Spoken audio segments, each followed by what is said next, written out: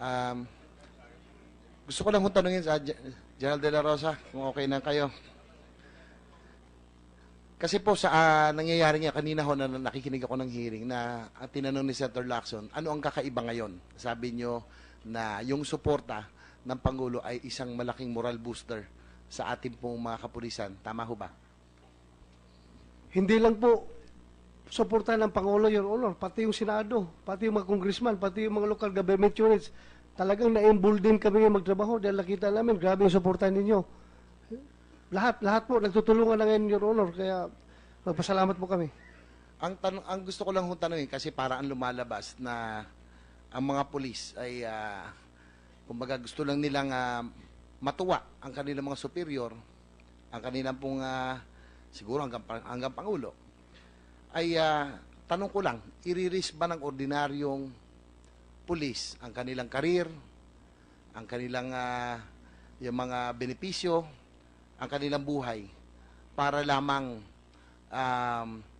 matuwa o maging satisfied ang kanilang superior? I-risk ba? Sa tingin nyo ba i-risk ng isang ordinaryong pulis yan? Diyan po nakikita ang leadership ng PNP, Your Honor. How you motivate your men. Ako, sabi ko sa kanila, I'm willing to die anytime. Pwede nyo kong patayin anytime. Basta ako, ibubuhis ko yung buhay ko sa gira ng droga. So, nakikita ko po, Your Honor, yung aking mga kapulisan po ay sumunod sa akin. Marami na pong pulis ko namatay, may mga wounded po. Kaya na-encourage po sila, Your Honor.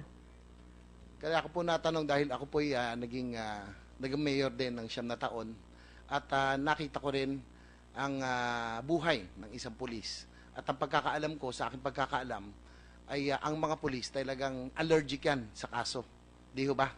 Na minsan yung simpleng meron hong nanghara sa amin, pinitsarahan ng pulis, nung nakapasok na sa kanilang bakuran, ayaw nang pasukin ng pulis dahil makakasuhan. Ang pulis generally, General Losa, ay tama ho ba na medyo takot kayo sa kaso? Kumbaga, hindi kayo basta-basta gagalaw o susunod o papasok sa isang misyon na kung sa tingin nyo kayo ay nasa alangan at makakasuhan? Yes, Your Honor, dahil kami po ay taga-implementar ng batas, hindi po kami taga-break ng batas, kaya takot kami sa batas, Your Honor. Ang isa lang din pong gusto ko lang kung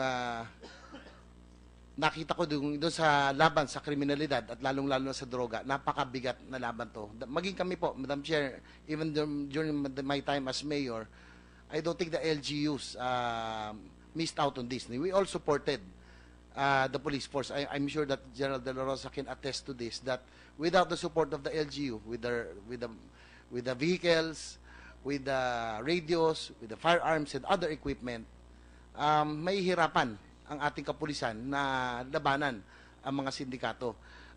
My point is, Madam Chair, tuwing nagkakaroon ho ng kaso ang isang pulis, ito po nakita ko, kinasuhan ng isang dating kapitan namin na allegedly, rin to, no? Medyo may connection din sa droga. 2 pulis po yon. Nasuspindi po sila. Siyempre, lumapit po sila, humihingi ng tulong. Kapag nasususpindi po ang pulis, wala ho silang sweldo, lahat ng benepisyo ay tigil. Tama ho ba, General De La Rosa? Yes, Your Honor.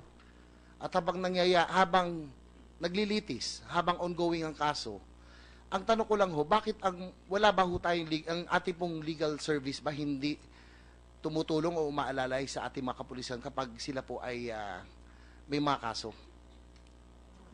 Tumutulong po, Your Honor, pero kulang na kulang po. We are 160,000 strong yung kapulisan natin. Granting 10% of them magkakaroon ng kaso. So, 160,000 na tao, ilan na po yung aming legal service. Kulang talaga, Your Honor. So, yan po ang rason kung bakit kadalasan yung mga pulis kasi may kaso, lumalapit ho sa amin dahil talagang ni pambayad sa abogado ay wala ho silang maibayad. Nakakaawa ho talaga.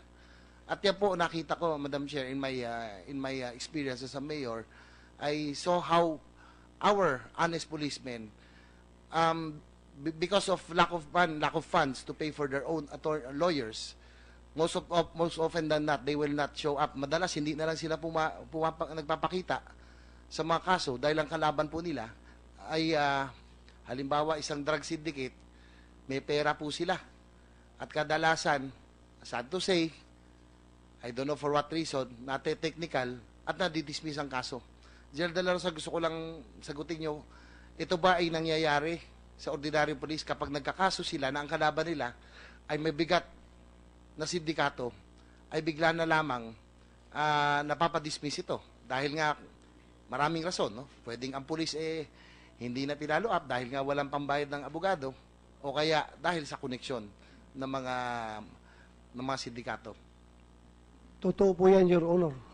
At kung hindi ka po naging LGU executive, chief executive, hindi mo po mararamdaman yung problema na yan, Your Honor. Nagpasalamat po kami sa iyo at alam na alam mo yung problema ng ating kapulisan, Your Honor. Yun nga po, Madam Chair, actually, I can really relate, no? Because, and I'd like to thank you also. This might be my last before I serve my suspension. But, gusto ko lang pong linawin, no? Dahil ito po ay very much related. Kasi ako po, kakayanin ko po, we have our lawyers. What I am really sad about is that plight of our honest law enforcers. Nakita ko yan. Pambayad na abogado, wala sila. Habang sila'y suspendido, wala rin silang pambayad, wala silang pangpakain sa kanilang pamilya. Nangyayari ho yan. Di ho ba, Gerald De La Rosa?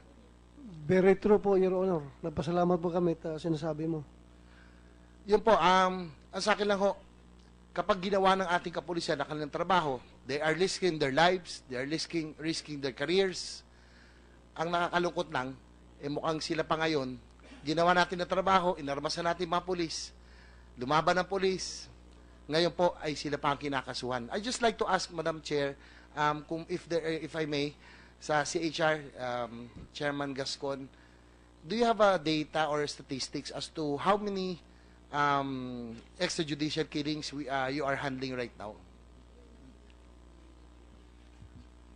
Kasalukuyan po sa tala ng media at ng pulis, wala pa po kami sa 15% ng aming mga investigators ang may hawak na mga kasong sinusubaybayan. Ang intention po namin, tulad din po ng IAS, ay ultimately maimbestigahan lahat. Pero kasalukuyan, nasa 150 cases of the cases that were stated earlier that we have an active investigation on.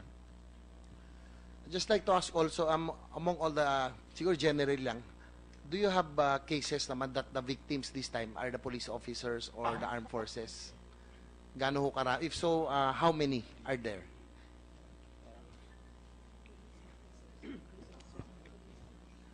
Normally po, yung mga cases na hinahandle namin involving human rights violations, often ang respondent po yung security forces. But there is one we have been informed that involves a police officer in Cebu. But the general rule is the cases that come to us involve complaints against security officers. So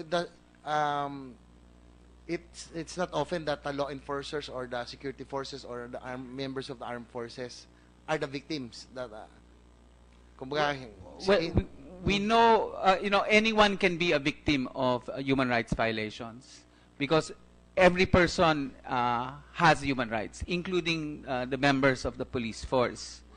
However, we have a higher standard or obligation on the part of the government in terms of being duty bearers.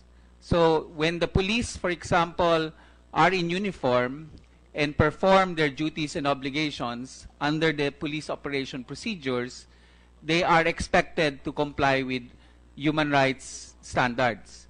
In fact, Your Honor, in the police operation procedure, Rule 1, functions of a police officer, Rule 1.1 says to serve and protect. The second, Rule 1.2, is to observe human rights and the dignity of the person. So, this is part of the obligations of our men in uniform. And what happens is from time to time when there are lapses, we receive complaints and we process those complaints in due course. So do you have a data as to how many cases you are handling right now vis-a-vis police and military against vis-a-vis the criminal or other persons? Kung ang tanong po nyo ay kung meron pong kaso na iniimbestigahan namin ay na ang biktima ay ang pulis. Apo. Sa aming record, ang sabi ay isa lang at naganap po sa Cebu. Kasi po, anyway, kung meron pong mga paglabag halimbawa sa mga ginagawa ng pulis, meron pong batas na nalalabag doon kaagad. Yung disrespect to a person in authority. So normally po, hindi po mapunta sa Commission on Human Rights yung complaints ng police dahil meron po silang internal system to enforce the law. Okay, thank you. Madam Chair, again, thank you. I just like to relay my my experience again, and because the policemen are human too, and we just have to give them also the support, because the risk that they take in undertaking these dangerous operations, kumbaga, they're either risking their lives, their benefits, everything, their careers. So we just have to, we just have to also consider, no, that they are also human. Thank you, Madam Chair. Thank you. Next is Senator Escudero. Thank you, Madam Chairperson. Una po sa lahat, nais kong batiin si General De La Rosa sa kanyang gigil, init, sigasig at sinseridad sa pakikipaglaban sa napakalaking problema